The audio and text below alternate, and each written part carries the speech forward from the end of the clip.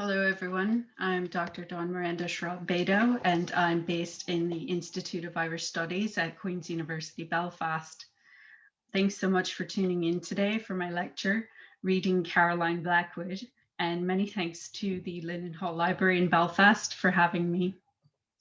I'm honoured and delighted to take part in their excellent lecture series. I'd also like to thank the Arts Council of Northern Ireland for supporting my current research. Just share my screen with you.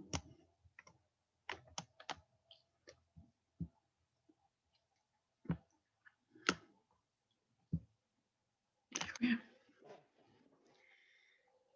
Over the past several weeks, I've heard from a lot of people who are curious to find out more about the Irish writer Caroline Blackwood after reading my Irish Times piece for her 25th anniversary on Valentine's Day and listening to my appearance on the Culture Cafe on BBC Radio Ulster. For many people have told me how surprised they were that the Booker Prize-shortlisted author Caroline Blackwood is not more widely known. So today, my talk will give an overview of Blackwood's oeuvre for those who would like to learn more about her writings. I will give a brief introduction to her background before covering a range of her work and doing selected short readings from her fiction and non-fiction to give you a taste of her writing. Blackwood's distinctive voice has been hailed by critics as savagely original.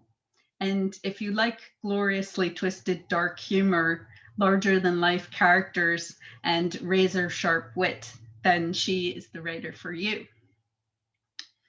A number of Blackwood's books, including rare editions, are in the Linen Hall Library's holdings, and I would encourage you to check them out there or at your local library.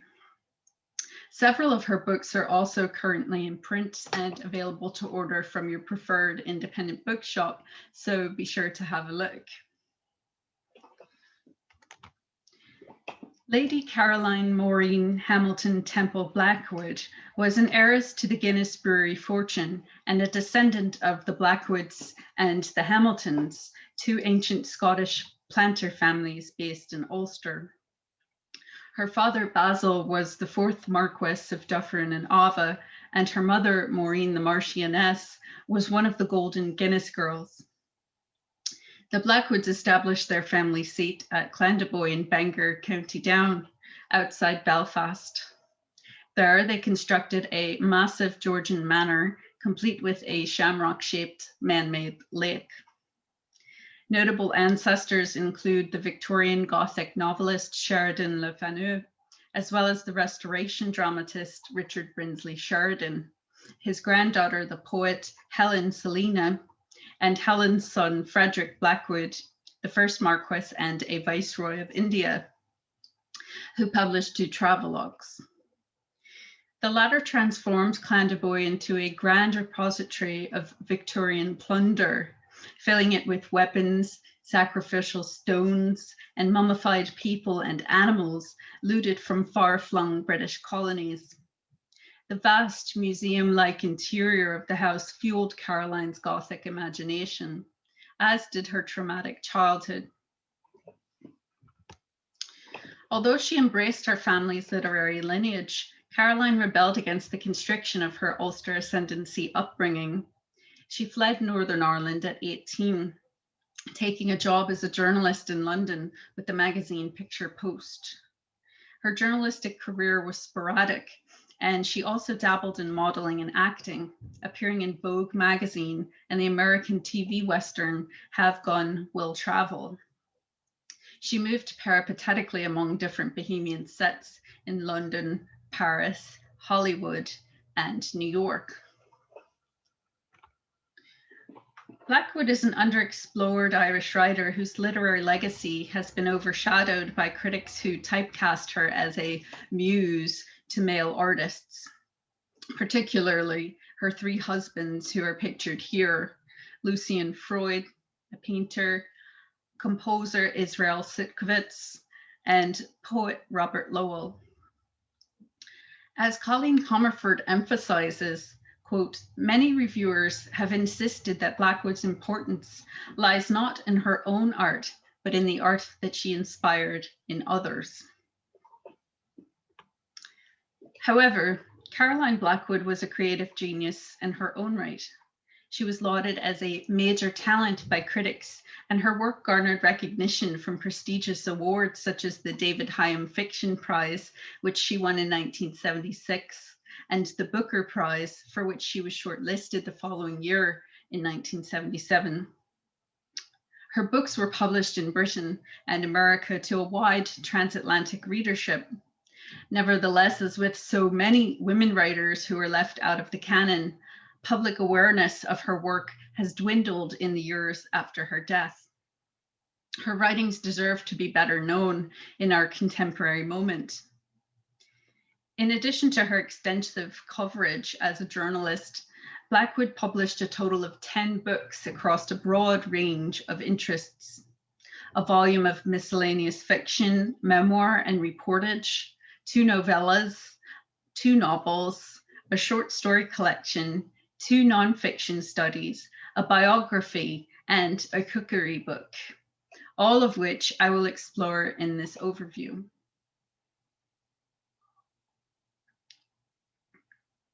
The connecting thread throughout Blackwood's oeuvre is that she uses oblique angles of approach to her subject matter. Her work often features dark comedy and exaggerated characters in extreme situations in order to shock the reader into an awareness of injustices, particularly those faced by women and girls. Blackwood also uses this as a strategy for addressing topics that are considered taboo. Caroline Blackwood deserves to stand as a Northern fiction author on par with her Southern contemporary, Edna O'Brien, who was born just 1 year prior to her. These fiercely talented writers share an unflinching view of the lives of women and girls, fearlessly breaking taboos and dispelling the cloud of shame surrounding the issues they bring to the fore. Their undaunted approach to writing about female experience has been met with opprobrium by certain critics who have made personal attacks on the authors.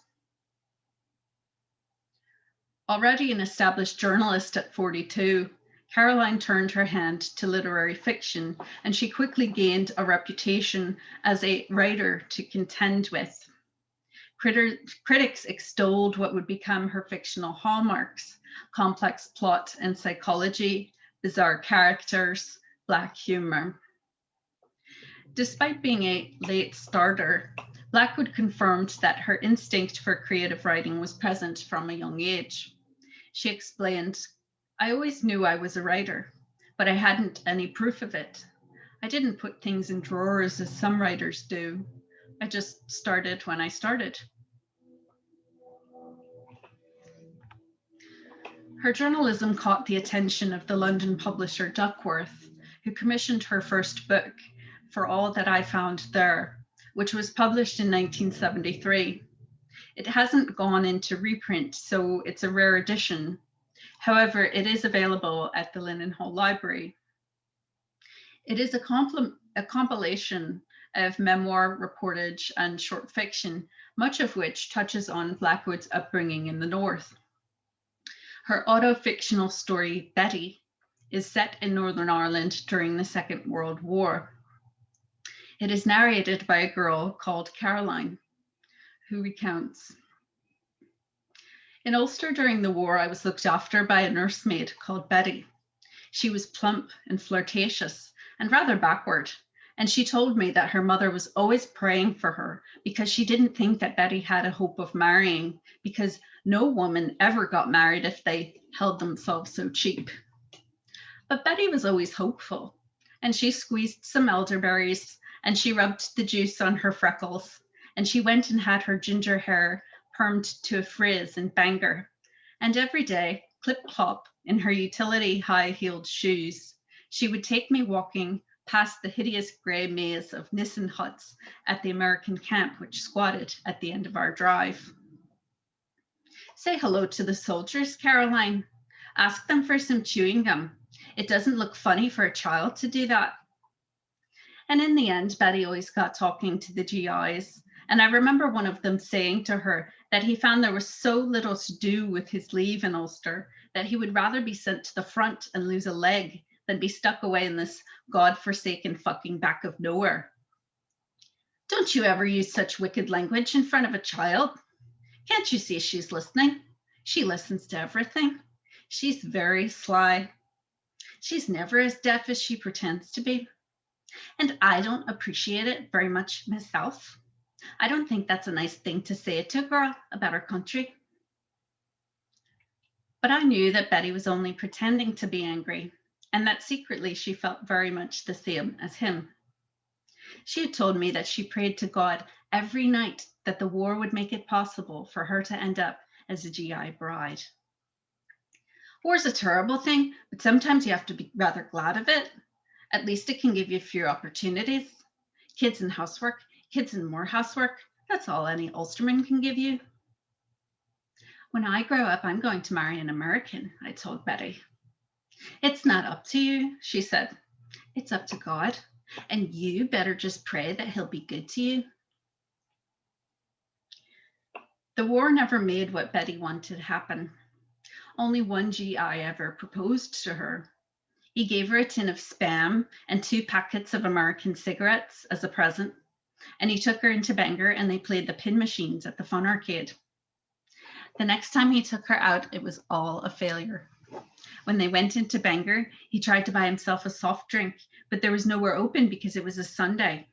He then suddenly got in a terrible temper, and somehow he blamed Betty, and he started using insulting language about her country and said that he hadn't been able to find a place where you could go dancing for 3 months.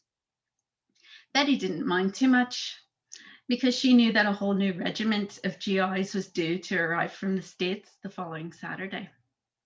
There's plenty more where he comes from, she said. The story Betty exemplifies Blackwood's early autofiction, which presents witty and discerning glimpses of life during wartime Northern Ireland from the perspectives of girls and young women. The milieu of Northern Ireland in the Second World War is an under-examined part of Irish and British history. And Blackwood's fictional depictions of this moment offer an important insight into the gendered aspects of this experience. Blackwood's next book was her debut novella, The Stepdaughter, which won the David Hyam Fiction Prize in 1976. It was reissued by King Penguin in 1987, but it's currently out of print. It's an epistolary novel consisting of angry letters that the narrator, who is called by the initial K, writes to herself in her imagination. Interestingly, her initial was changed to J in some other editions of the book. So depending on which version you pick up, the narrator's name might be different. I will refer to her as K since that's her name in the first edition. Throughout the book, Kay plots increasingly outlandish ways to rid herself of her teenage stepdaughter, Renata, with whom she's trapped in her luxurious high-rise New York apartment. They've both been abandoned by Renata's father, Arnold, who has absconded to Paris with his new paramour. The ungainly Renata turns to baking instant cakes for comfort, while the bitter Kay gorges on wild fantasies of revenge. For Kay is resentful of Renata's presence, which reminds her of Arnold's betrayal. Outwardly, Kay pretends to ignore Renata, while inwardly she secretly obsesses about her. All of the action in the book takes place in Kay's head, so initially it seems that not much happens. However, as we continue to read Kay's letters, we are drawn deeper into the psychodrama, which quickly intensifies, and we begin to question her reality. Kay writes, "Dear ... At that time, I felt quite sorry for Renata as she stood there to be scrutinized and inspected by her strange new stepmother. She had the pathos of those hopelessly flawed objects which one sees often being put up for sale in junk shops. She gave the immediate impression of having something vitally important missing. She reminded me of some teapot with a missing spout, a compass that's lost its hands. The thing that Renata lacked so painfully was the very smallest grain of either physical or personal charm. It's difficult to describe how she manages to be so disturbing, this Humpty Dumpty of a girl. There's surely something very wrong with Arnold's story. As I stare out of my window, I find that I often stop believing that Renata's mother is in a mental home in Los Angeles. I feel certain that she is really on the Caribbean in a yacht. I see a tall, dark man standing behind Renata's mother. He looks Spanish or Italian. He's the kind of dark, handsome man I've never managed to attract. He's quite obviously a millionaire and the owner of the yacht. I see Renata's mother throwing her head back and laughing. I know only too well what she is amused by. She is laughing at me. She's only too delighted by the diabolical trick she has managed to play on me. For very obvious reasons, this woman simply grew tired of the dreary and unrewarding day-to-day task of bringing up her unprepossessing daughter. She invented the whole story of her mental breakdown in Los Angeles. She cunningly foisted Renata onto Arnold, knowing that with his wily character, he would very soon foist her off onto someone like me. Now Renata's mother is totally free to lead the glamorous and unhampered life she always needed to lead. She laughs because she knows that I often have to go out into the streets in the rain in order to buy myself a coffee because I can't bear to go into my own kitchen because her daughter is in there making her infernal instant cakes. Yours furiously, Kay. The compressed structure of the novella formally enacts the narrative's sense of claustrophobia, thereby drawing the reader further into Kay's paranoid imagination. Thus, Blackwood cleverly leads us into complicity with her narrator before making another subtly dexterous turn of the screw that will totally upend our expectations. Blackwood's third book is her masterpiece, the Ulster Gothic big house novella Great Granny Webster, which was shortlisted for the 1977 Booker Prize. It was reprinted by the New York Review of Books Classic Series in 2002. Great Granny Webster portrays 4 generations of women held captive by an Ulster big house. The wry, watchful, anonymous teenage girl who narrates the novel is based on the young Caroline, and she relays her aghast view of her female inheritance with a morbidly funny deadpan delivery. Blackwood called the book all too real, and the heightened reality of its uncanny atmosphere captures the author's impressions of Ulster. Although Great Granny Webster is named after the book's menacing family matriarch, the most memorable character is Aunt Lavinia, an outrageous socialite who dotes on the adolescent narrator. Caroline based Lady Lavinia on her father's sister, Veronica Blackwood, but she's also a pastiche with a great deal of the Guinness Girls, Maureen, Aileen, and Una weighing in. The narrator recalls, "One day Aunt Lavinia rang me up to say that it was too maddening. She was in prison.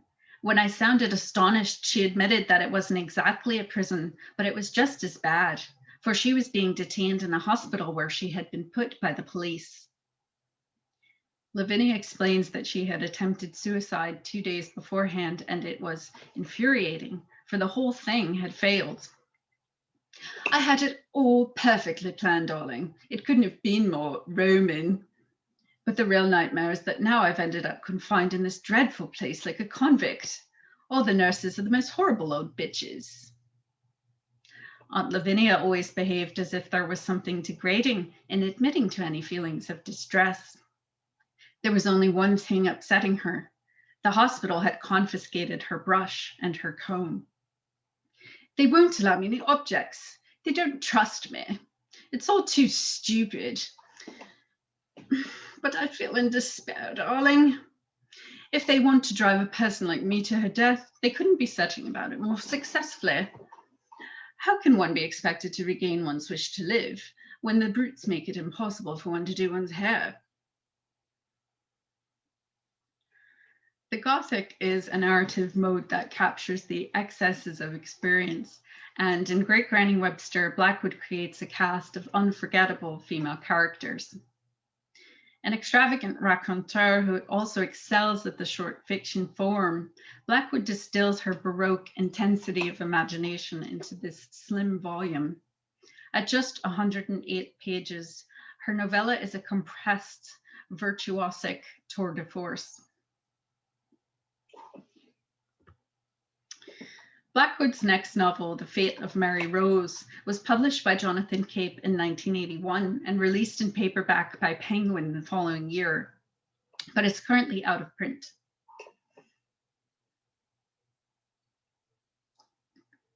In terms of subject matter, it's quite dark, as it's a psychological crime thriller about a young girl who has been abducted, sexually assaulted, and murdered.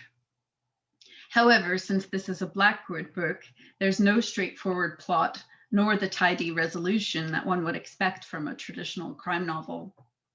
Furthermore, despite its serious subject matter, the novel also features Blackwood's trademark humour throughout. And as the narrative tension ratchets up, so too does the macabre comedy. For similarly to The Stepdaughter, we are only told one side of the story, which is conveyed by an unreliable and manipulative narrator. The book is narrated by Rowan, a self-absorbed, know-it-all historian who lives and works in London and only travels to the village of Beckham occasionally to visit his wife Cressida and their daughter Mary Rose out of a sense of guilt. Cressida is a doting wife and mother and an impeccable homemaker. But Rowan is growing tired of their marriage and their oppressively immaculate home. He's becoming more reluctant to visit, especially after little Maureen Sutton's disappearance from the nearby council estate bordering Beckham. This news story increasingly obsesses his wife, and when the nightly news comes on, it puts Cressida into an anxious frenzy about the safety of their own daughter. Rowan recounts, "I noticed Cressida was staring at the television with an oddly demented expression in her aquamarine eyes, and she was holding up her steam iron as if it was a shield." Rowan makes his nightly escape to the pub, where he can avoid his family and the evening news updates on Maureen Sutton's disappearance. Rowan opines, "I had always disliked Beckham. Every cobble in its narrow and ancient streets looked as if it had been polished by hand. I felt it was both too near London and at the same time too far from any city. It seemed to me a place where all the odious gentility of suburbia lived. Beckham had rows of perfect little pink houses, which faced a village green so well mown and emerald smooth, all it lacked was a maypole. To the left of the green, there was the plump and bun-like form of Beckham's showpiece Oast House, which now had little function except to provide obligatory Kentish culture. It had been converted into a luxurious studio, which was inhabited by a couple of elderly homosexuals who loved French cooking and spent a lot of their time doing atrocious watercolors of the village.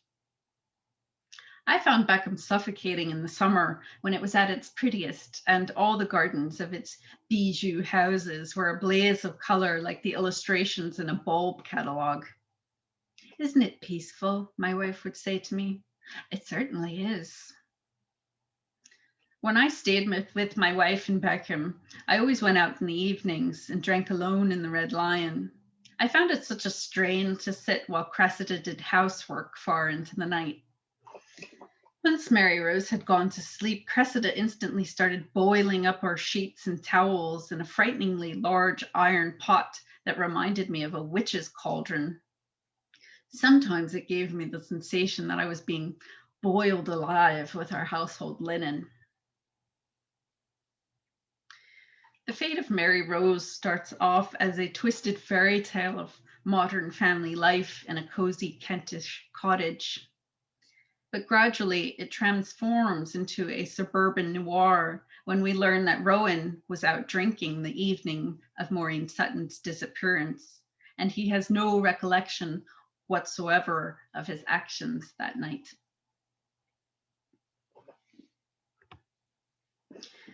Blackwood only published one short story collection, Goodnight, Sweet Ladies, which was published by William Heinemann in 1983 and reprinted in paperback by Penguin in 1987.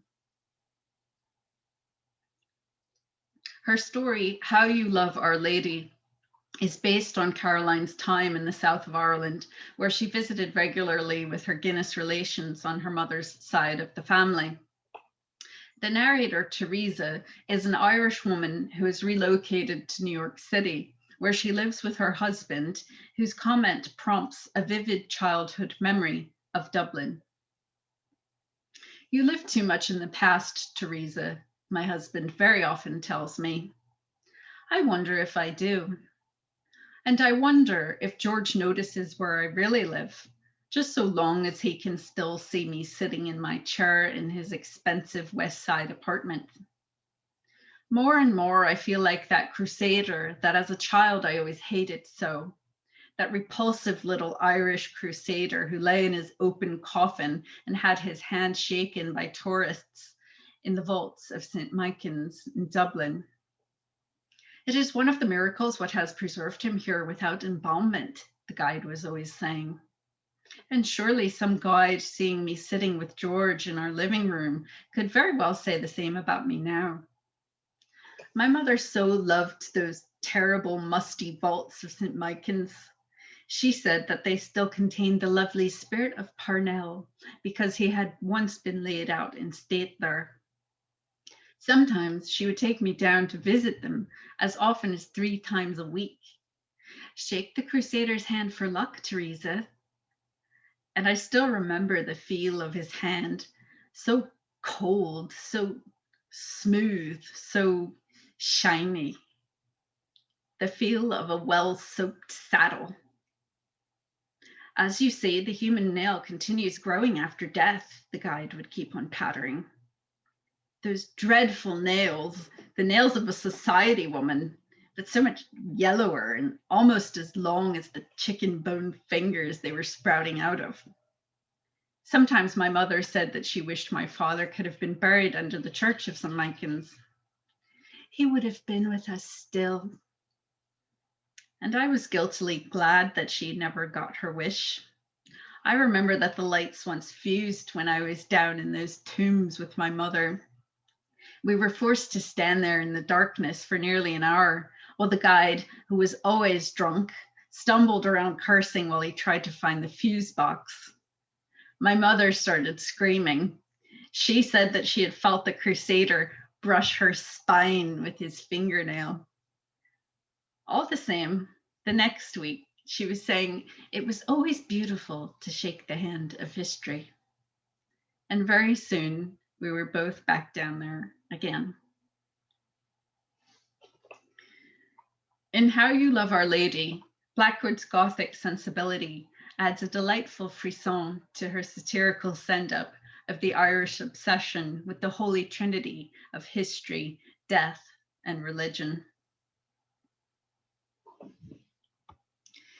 Although Goodnight, Sweet Ladies is out of print, in 2010, the American press Counterpart published Never Breathe a Word, Blackwood's collected stories, which include How You Love Our Lady. The book's cover image is Lucian Freud's most famous portrait of Caroline, his painting Girl in Bed from 1952, the year they eloped to Paris.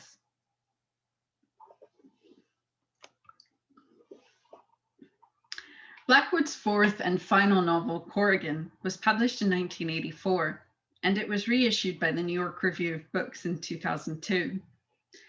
Although the story takes place in England, as its title indicates, Corrigan is Blackwood's other Irish book.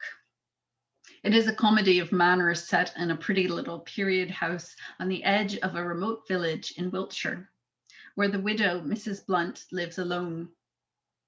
In the years following her husband's death, she has only her raucous Irish housekeeper, Mrs. Murphy, to keep her company. That is, until the unexpected appearance of the handsome and disruptive Irishman, Corrigan. He arrives in a wheelchair at Mrs. Blunt's doorstep while fundraising for the disabled, and he quickly wins her over with his sparkling charm and ambition. Their friendship snaps Mrs. Blunt out of her inertia, and she throws herself into various improvement projects for her home and for Corrigan's hospital.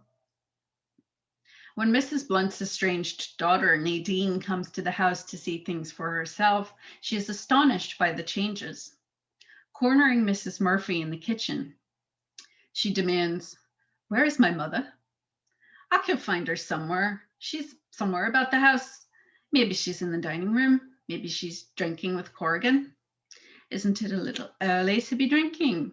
Nadine looked at her watch and saw that it was only 11:30. Mrs. Murphy shrugged. She said that Mrs. Blunt probably needed a little fortification. Apparently, she had got up early. She'd attended some furniture sale that had taken place in the neighborhood. "Is she buying furniture?" Nadine asked. "She never stops." "But what does she do with it? Surely she's furnished Corrigan's hospital by now." "She buys up all these old antiques. She buys them in loads, and then she sends them up to London and she puts them in a sale up there. And it seems she often gets double the price." "Surely she doesn't drive all that furniture up to London herself?" "Ach, no, she doesn't take it up herself. Corrigan is very strict with her. He won't let her drive her van on the big roads, but she'd like to, mind you." "Oh, thank goodness for that. At least Corrigan seems to have a bit of sense." "Your mother looks great," Mrs. Murphy said. She made a hole in the dough that she was making in a china bowl and filled it with milk so that it formed a small white pond. "You'll see the change in her when you see her." "That's wonderful." "Corrigan's got her eating again. You remember how she was starving herself?" "You didn't really see it like I did." "But it was desperate. Her bones were poking right through her skin." "Sounds as if Corrigan has got her drinking as well." "Sure, your mother enjoys a jar or two, but you wouldn't grudge her that. Have you seen all the changes she's made in the garden?" "But what's happened to all those lovely old gnarled apple trees?" Mrs. Murphy shrugged again. She was holding her Marlboro cigarette between her lips as she kneaded her bread. Nadine noticed that a large grey glob of ash had fallen from its tip and landed in the wet dough. She hoped Mrs. Murphy would try and extricate it, but with a few brisk movements of her powerful hands, she made it vanish by swirling it in with all the other ingredients in her bowl. Corrigan reads very much like a play, and through the characters of Mrs. Murphy and Corrigan, Blackwood offers a subversive exploration of stage Irishness, Anglo-Irish relations, and identity as performance. Blackwood also wrote several nonfiction books. In 1984, she published her novel Corrigan alongside On the Perimeter, a study of the conditions at the women's camp of anti-nuclear protesters at Greenham Common. Earlier that year, Blackwood visited the camps at the request of an American magazine, which had commissioned an article on the women's peace movement. Upon arrival, however, she found the material was too long for an article. She explains, "I was very curious to meet the Greenham women, for the press had decorated them with such loathsome and frightening adjectives. They had been made to sound almost mythical in their horror. They'd been described as belligerent harpies, a bunch of smelly lesbians, and the screaming destructive witches of Greenham." Thus, Blackwood's book is a study of the women's peace movement, as well as of misogyny and the harmful propaganda of the Thatcher era. In the introduction to her second nonfiction study, In the Pink, Caroline Blackwood on Hunting, she recalls, "My only experiences of the chase had been the rare occasions when I had been coerced into following the North Down Harriers when I was a child living in Ulster. I'd found it too fast and frightening, being a timid and unskilled rider, and I was very happy to give up the chase. Later," she explains, "I found it astonishing that this archaic activity has managed to flourish in the contemporary period. This unlikely situation roused my curiosity. I wanted to understand the conflict between passionate advocates of fox hunting and passionate opponents." As in On the Perimeter, here Blackwood uses a similar mixture of vignettes, anecdotes, and interviews to write her personal account of hunting and hunt saboteurs. Ultimately, she comes out on the side of the fox.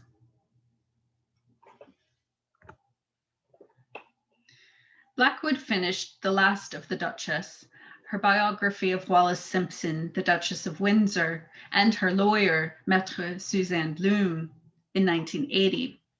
But she had to wait another 15 years before she could publish it until after their deaths. The book finally came out in 1995, 1 year before Blackwood died, and it was reprinted by Vintage in 2012. In the opening of the book, Blackwood recalls, "I first became aware of Mrs. Simpson, the future Duchess of Windsor, when I was a child living in Ulster. I was then too young to understand the furore she was creating, but the violent emotion she aroused made me curious about her. To an embattled Protestant community whose very identity depended on their loyalty to the British Crown, Mrs. Simpson was a figure who was regarded with horror. She was a threat to the church and the monarchy. She symbolized sex and evil. Eyes were rolled and voices were dropped to grim whispers whenever her name was mentioned.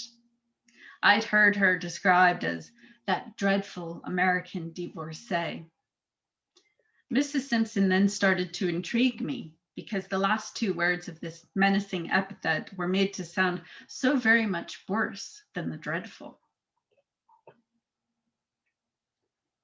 In the preface, Blackwood explains that the Sunday Times originally commissioned her to interview the Duchess, whose photograph Lord Snowdon was to capture. However, their efforts were blocked by Wallis's lawyer and gatekeeper, Maître Bloom, whom they ended up interviewing and photographing instead. Maître Bloom proves to be an over-the-top character in her own right, regaling Blackwood with histrionic and hyperbolic stories about her beloved Duchess. Blackwood states, "I had no idea that I was going to be given so many contradictory statements as to the Duchess's current condition. It was only when her lawyer started to tell me blatant lies that I entered into arenas of speculation. For me, this story became a real study in the fatal effects of myth, a dark fairy tale." Indeed, far from being a straightforward biography of Simpson and Bloom, it is in fact Blackwood's oblique and at times riotously inventive retelling of events, which reads very much like fiction. Blackwood portrays Maître Bloom as a kind of Cerberus figure guarding the entrance to the ailing Duchess's palatial home in the French countryside, where Bloom keeps her alive but imprisoned. Blackwood notes, "I wanted a good excuse to see Maître Bloom again. This vituperative old lawyer with her lioness's passion for Wallis Windsor had started to haunt my imagination. I felt like being given the privilege of spending time with Maître Bloom was like being offered a free ticket to a mesmerizing theatrical performance." "What a charming man Lord Snowdon is," she crooned. "I could tell at once that he was un vrai artiste." A young man was hanging around in Maître Bloom's apartment. "Michael Bloch is your compatriot," she said. "Michael comes from the north of Ireland. Both of you come from Great Britain's worst trouble spot. She managed to make this introduction subtly insulting. She seemed to see us both as tainted by the province from which we came. I watched him closely. Whenever he referred to her, he called her my master, which to me sounded totally ridiculous in English. She was training him to be as obsessed as she was by the Duchess. I hate the press, she said. They all want the Duchess to die. Maitre Bloom's fury sent her whole body into spasm. But the Duchess is not going to die. She leaned forward excitedly. The Duchess is talking. Elle parle tout le temps. She never stops talking, her lawyer told me. This was new. Michael Block had been very quiet while Maitre Bloom was speaking about the Duchess's potential recovery. His lids were lowered as if he were praying, and he wore a thanks be to God expression. As a result of Maitre Bloom's lies and evasiveness, Blackwood resorts to wild flights of imagination to speculate on the Duchess's eventual fate. She wonders, was the Duchess pipe-fed, or was she talkative and witty and listening to Cole Porter? Was she a long time dead, as the Sicilian detective had surmised? Had her lawyer decided to retain her beloved bones so that they would be kept where she wanted them, forever on French soil? Would a substitute body eventually go off to the royal burial grounds of Frogmore, escorted by the British ambassador? Would the Duke end up in death, lying beside a bogus Duchess? Maitre Bloom died in Paris in 1994. She never did publish her book on the Windsors. The following year, in 1995, Blackwood published The Last of the Duchess, thereby getting the final word on the matter.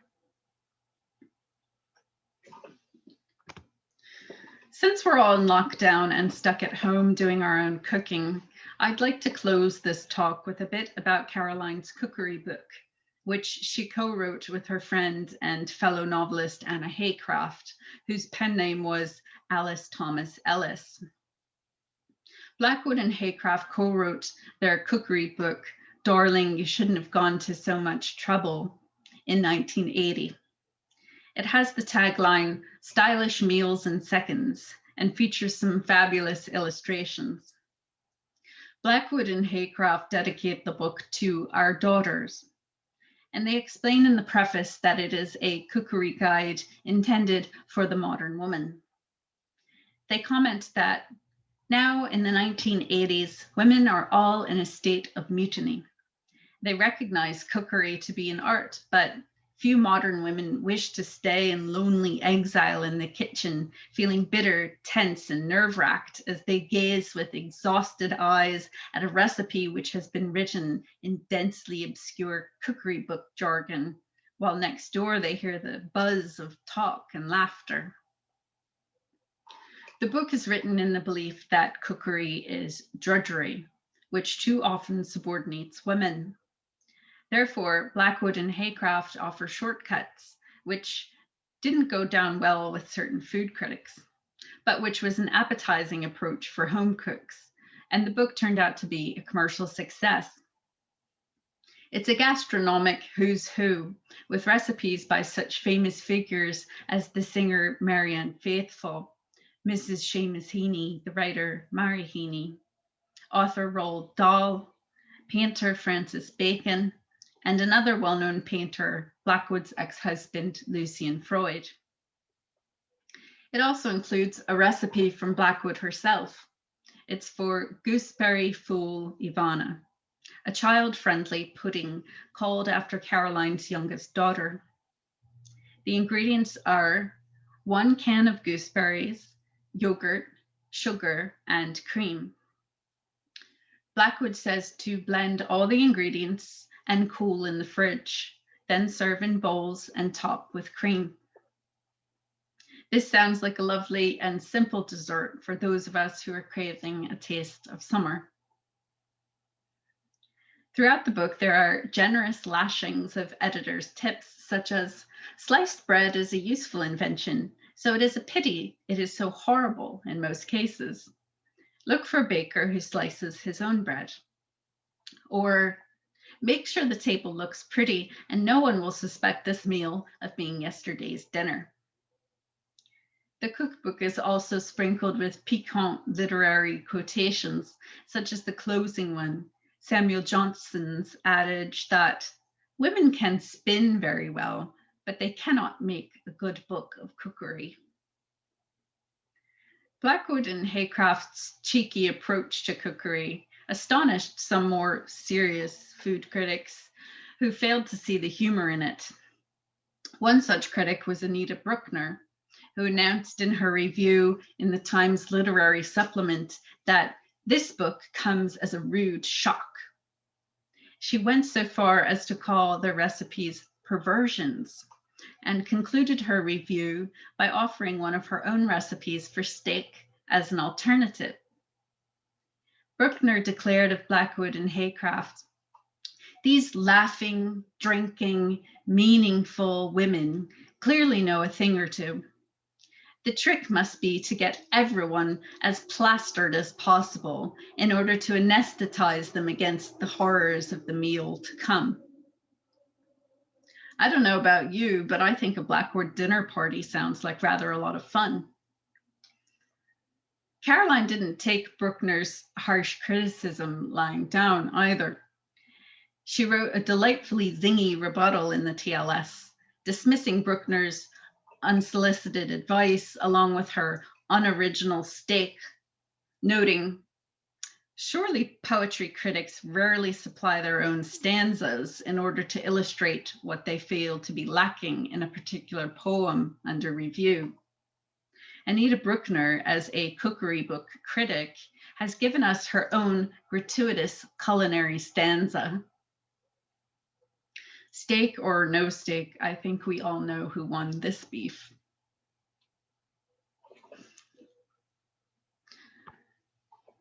To conclude, I hope this talk has whetted your appetite for Caroline Blackwood's writings and her delicious humor.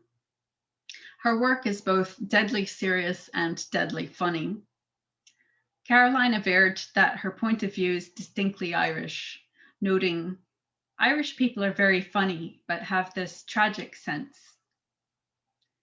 Blackwood's literary oeuvre is an important cultural record that spotlights the injustices faced by women and girls in the 20th century, and her early work in particular tells us much about female life in the north of Ireland.